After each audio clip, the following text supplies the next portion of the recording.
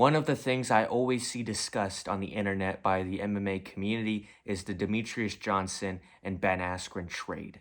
It's the only time something like this has ever happened in the world of MMA, with a fighter being traded from one organization to another. Much of the conversation on this topic comes from people saying that the UFC fumbled, and that it was one of the biggest fumbles of all time, trading Demetrius Johnson for Ben Askren. And a lot of that comes with the context of what would happen in both men's careers after this trade. And today I'm going to be explaining why I think the Demetrius Johnson-Ben Askren trade was the right call.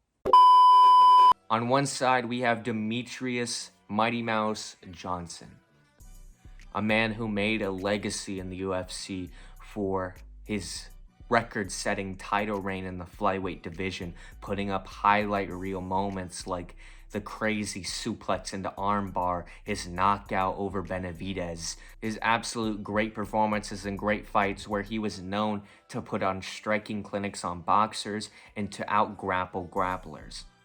But one thing to note about Demetrius Johnson is that he and the UFC did not exactly have a great working relationship. Despite being easily one of the greatest fighters of all time and cementing his legacy as the greatest flyweight of all time by dominating the division for years and years, the UFC did not ever seem to fully want to back him, with Dana White openly disrespecting the champion at multiple occasions.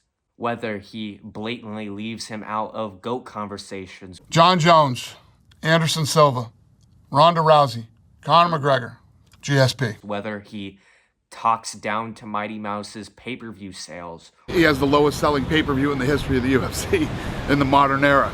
Or when asked about who the pound-for-pound best fighter on the planet is, even though this was during the prime of Demetrius Johnson's title reign, he still decides to side with the UFC's golden boy, Conor McGregor. The media claims he's the pound-for-pound best fighter in the world. Right. I think Conor McGregor is the pound-for-pound best fighter in the world. There was also the side where Demetrius Johnson just didn't feel like he was being paid what he was worth. You know, he was not being paid what a normal UFC champion probably should be paid. And he also was not given pay-per-view points, something that would become very, very important to him that they never wanted to give him. And before this trade with ONE FC, Demetrius Johnson would notably lose his title in a controversial split decision to longtime rival turned friend Henry Cejudo. At this point in DJ's career, it seemed even more apparent that his relationship with UFC had reached a boiling point. I mean, whether it was him asking for $1 million for the TJ Dillashaw fight, which makes sense, by the way. I mean, when you factor in the fact that no one knew if TJ could even make the weight, the concern of TJ being so much bigger than Demetrius Johnson, and also the fact that it's a champ versus champ fight. And when he asked for that $1 million, Dana White, being the respectful man he was, kindly and generously said, "Fuck you." It just was becoming more and more apparent throughout time that Demetrius was not happy and the UFC did not give a shit about him. So, after his loss to Henry Cejudo, some time would pass and Demetrius Johnson would ask for his release and he would ask to leave the company. He was done and the UFC did not want to keep him. On the other side of this, we have Ben Askren. The Iowa-born Olympian would go undefeated, becoming champion in Bellator and ONE FC before retiring due to age and injuries on his body. Now, his UFC run definitely affected his image as a fighter, but people cannot forget that before he went to the UFC, he was often regarded as one of the greatest fighters to never step foot in a UFC octagon.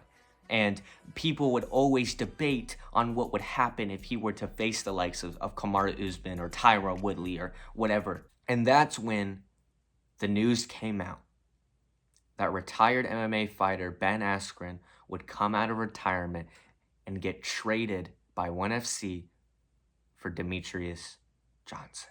According to reports, UFC and One Championship have arranged a fighter trade. The UFC will release Demetrious Johnson, allowing him to sign with One, while the Singapore-based promotion will release Ben Askren, allowing him to sign with the UFC. So, Mike, this is an unprecedented move. This is crazy. This news would obviously shock the MMA world when it happened because, holy shit, we had never seen a trade before, and we probably never will again. And the two sides involved were one of the greatest MMA fighters of all time and one of the most dominant champions to ever live, Demetrious Johnson, and undefeated Olympian Ben Askren, who we thought was retired, by the way. And people were excited. People were very, very excited. And it was clear the UFC was too, because Ben Askren had always been debated on how he would do in the UFC, and now they had the chance to see. And they would put him in the fight with Robbie Lawler, and it would become very clear that Ben Askren was a fan favorite. I mean, say what you want about Ben Askren, he is a funny son of a bitch. He is a charismatic guy, and he is funny as shit on Twitter, on YouTube, all of that. I mean, he is just very entertaining. And that would cause a lot of hype to be built on him even before his UFC debut because of how funny he was.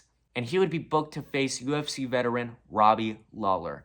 And this was an intriguing matchup because, I mean, Robbie Lawler is a veteran and is a tough fight for anyone. And Ben Askren, as we said, one of the most highly anticipated UFC debuts of all time. And in this fight, it wouldn't exactly be a great showing for the Olympian. There was a moment in the fight where, honestly, in my opinion, the fight could have very easily been stopped because Robbie Lawler slammed him down and started grounding, pounding him to death. And it honestly looked like he woke him up. Like, it looked like he knocked him out, then woke him up because of how hard he was punching him in the face. It was insane. And this fight would controversially end when Ben Askren would put a bulldog choke on Robbie Lawler, and they would stop the fight because it looked like Robbie went out, but then Robbie Lawler would immediately protest that he was fine. Now, this would not exactly be a great start to your UFC run, but hey, he got the job done and he won. It is what it is. Move on. His next fight would garner even more hype because it looked like the UFC was really wanting Darren Till versus Ben Askren, two loud-mouthed dudes who know how to sell a fight and had a lot of hype behind them. It was money. The UFC was foaming at the mouth to get this fight, to the point that one of the main selling points of Jorge Masvidal versus Darren Till in the build-up was that the winner would probably face Ben Askren. And let's just say that the UFC wasn't hiding the fact that they thought Darren Till was going to win. And there was no hiding the fact that a lot of people were counting out Jorge Masvidal, including the UFC in this matchup. But to the shock of absolutely everyone, Jorge Masvidal would KO Darren Till out clean. And this would lead to Ben Askren facing Jorge Masvidal. And then this happened.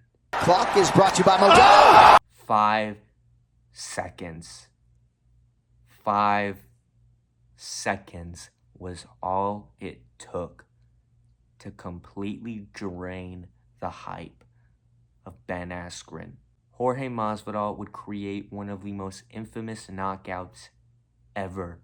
And this would be a chapter in the legendary 2019 run of Jorge Masvidal, while Ben Askren would try to rebound in a fight with Damian Maia, which was honestly pretty damn boring, and then it would end in Damian Maia submitting Ben Askren, and Ben Askren would end up retiring again with a 1-2 UFC record. On the other side, we have Demetrious Johnson. He'd notably not asked for a title shot immediately off the bat, even though he honestly probably could have been warranted getting one, but, you know, he would work his way up. He would win fights. He would do everything he had to do before facing Adriano Martinez. He would even take advantage of the mixed rules of ONE FC and get a mixed rules match with Rodtang. the gimmick of it was the first round was Muay Thai. The next round was MMA. Next was Muay Thai. Next MMA, blah, blah, blah, blah. You get it. And in that fight, Demetrius could have easily just, played on the outside, tippy tap, and tried to survive against Rod Tang in that Muay Thai round. But Demetrius, being the goddamn GOAT, engaged with Rod Tang in Muay Thai, one of the greatest Muay Thai fighters of all time. And Demetrius, with no fear, would engage willingly in the Muay Thai exchanges. And then in the second round, when the MMA round started, Demetrius would take him down and submit him with ease. After going on a nice little winning streak in 1FC, Demetrius Johnson would get his title shot eventually against Adriano Martins. And let's just say it didn't exactly go to plan. Into a high knee, there did TJ. He got caught by Marias. Top position now for the champion. Throws a knee to the jaw. TJ's hurt. It's good night, Irene. It's kind of fitting that both men involved in this trade would end up getting kneed in the face at one point or another. But Demetrius, being Demetrius, wasn't going to let that slide, as he would have a rematch with Adriano and would knock him out with an even more brutal knee. And then he would set up their trilogy where he would ultimately win a unanimous decision. Maybe he retired, maybe he's not retired. It's really not clear on if he's fighting again or not, but honestly, either way, it's cool because Demetrius has already submitted his legacy. If he wants to continue adding on to it, that's his choice. Now, I know what you're thinking after I discussed how both people's careers panned out after the trade. How can I possibly say this was mutually beneficial? If anything, it only sounds like the person that benefited off of this was Demetrius. And I understand that mindset. But also, think of this. Ben Askren coming to the UFC was so damn big. It was a great moment in combat sports. And love him or hate him, he generated so much hype in his build-ups, and he was such a funny character that the fans could get behind. He was charismatic as all hell. He had an entertaining fight with Robbie, controversial ending, but still. And he would honestly create a lot more hype for Jorge Masvidal versus Darren Till because, the winner was pretty much guaranteed to face Ben Askren, and that was a big fight either way. Ben versus Jorge didn't have a ton of hype behind it, but honestly it had a fair amount because of the back and forth from Ben and Jorge and the trash talk from Ben Askren, all of that stuff. But think about this. If Ben Askren never got traded to the UFC, this moment never happens. We never get one of the most legendary moments in combat sports, period. This knockout is so important to the UFC. I mean, it's a big, big part of the legendary 2019 run of Jorge Masvidal, which would culminate in a BMF title fight, which, think about this, the UFC made a belt for Jorge. And a lot of it had to do with that knee on Ben Askren. If that knee never happened and we never got the BMF belt made, we would never get this moment, and we'd never get this insane moment at UFC 300 with Max Holloway knocking out Gaethje. There's a real chance we'd never get Kamaru Usman versus Jorge Masvidal, the two fights that we got that were massive for the UFC. There's a real chance we'd never get a lot of the popularity of Jorge Masvidal, which did benefit the UFC a lot because of how big of a sell he was. And I want you to think of how many casual eyes got put onto the UFC because of that knee, because of it trending online. There's been so many people who have seen that knee and have never watched an MMA fight in their life. That is crazy. And also, I think the flyweight division got benefited in the long term because here's the thing. The UFC was openly discussing getting rid of this division because of how dominant Demetrius Johnson was. We've been talking about shutting down the flyweight division for about 3 years. Oh, really? Yeah. So if Demetrius would have stuck around, got his belt back, and continued to be Demetrius Johnson, the division might have gotten shut down. Because Demetrius left the UFC, we have gotten a lot healthier of a division. Now, a lot of people will still hate on the flyweight division, but I mean, we got champs like Davison Figueiredo, Brandon Moreno, and now Pantoja. I can't see how that is a bad thing. I mean, the division is a lot more healthy and it is moving around a lot more since Demetrius has left.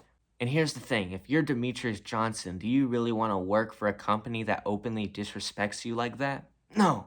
I think the flyweight division in the UFC benefited in the long term because of Demetrius leaving. I think Demetrius Johnson benefited because now he works in a place that respects him and loves him, promotes him like he should be promoted, and pays him how he should be paid. And he's also getting to showcase how good he is in another company, because why not? I think the UFC benefited because, again, the flyweight division, I think they benefited off the moments that got created because of Ben Askren coming to the UFC. I think in the long term, while this trade didn't make a lot of sense to a lot of people, and I know a lot of people still don't like this trade because they love Demetrius, and I love Demetrius too, I think in the long term, it was the right choice. And that's all. Let me know. Did you think Demetrius being traded for Ben Askren was the right choice? Let me know in the comments. Give me your opinions. It's been Hendrix.